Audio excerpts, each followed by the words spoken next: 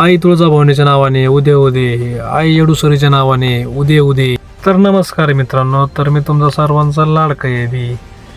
तर गाडी सकाळ सकाळी पुसून घेतली, त्यानंतर गाडीमध्ये एंट्री केली. तर चला म्हटलं आज आपल्याला बुकिंग आहे म्हणून घेतली. त्यानंतर निघालो कस्टमरच्या घराकडे. तर कस्टमरच्या घरापाशी आणून गाडी उभा केली. त्यांना सांगितलं, ते म्हटले आलोच. तर या म्हटलं निवांत या. मग काय कस्टमर आले, बसवले आणि चला म्हटलं आता मार्गाला लागूया. रस्ता तर एवढा भारी होता ना, त्यामुळं काय विशेष नव्हता. मग काय गाडीमध्ये CNG भरून घेतला.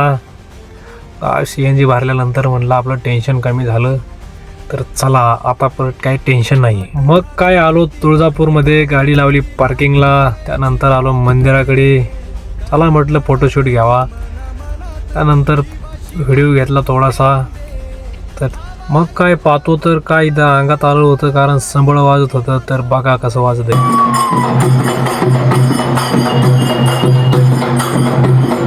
अंगातलं पाहत बसलो तोपर्यंत मला माहिती नव्हतं की रांग कुठून आहे दर्शनाची. त्यानंतर कळाले की पाठीमागनं रांग आहे. तर तिकडे आलो. चला म्हटलं आता रांगेला लागूया.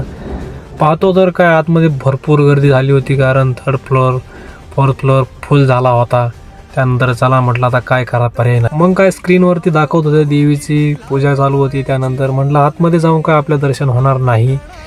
म्हटलं आतमध्ये काय आपल्याला दर्शन होणार नाही निवांत. मग चला स्क्रीनवरती बघूया. मग बाहेर आलो. त्यानंतर मग मंदिर बघितलं, दर्शन घेतलं आणि चला म्हटलं आता निघायचं आहे आपल्याला, कारण की कस्टमर येऊन थांबले होते बाहेर.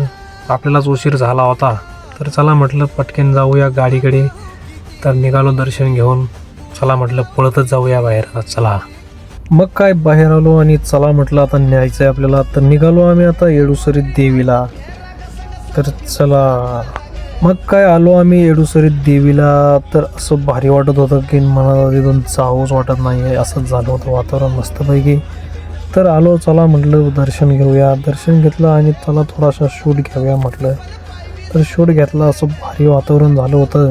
मग काय दर्शन घेतलं आणि चलो निघालो. मग वाटेने लागलो आपल्या जायच्या मार्गाला. वातावरण तर असं झालं होतं की कितीक पाऊस येतो आणि कितीक नाही. तर चला म्हटलं बघूया किती पाऊस येतोय. तर मग काय आला पाऊस तर असा आला, ती म्हण नाही का डोंगर पोखरला आणि उंदीर निघला, तसं झालं होतं. तर मित्रांनो, तुम्हाला बी कुठं जायचं असेल फिरायला, दर्शनाला, तर खालील दिलेल्या नंबरवरती कॉन्टॅक्ट करा.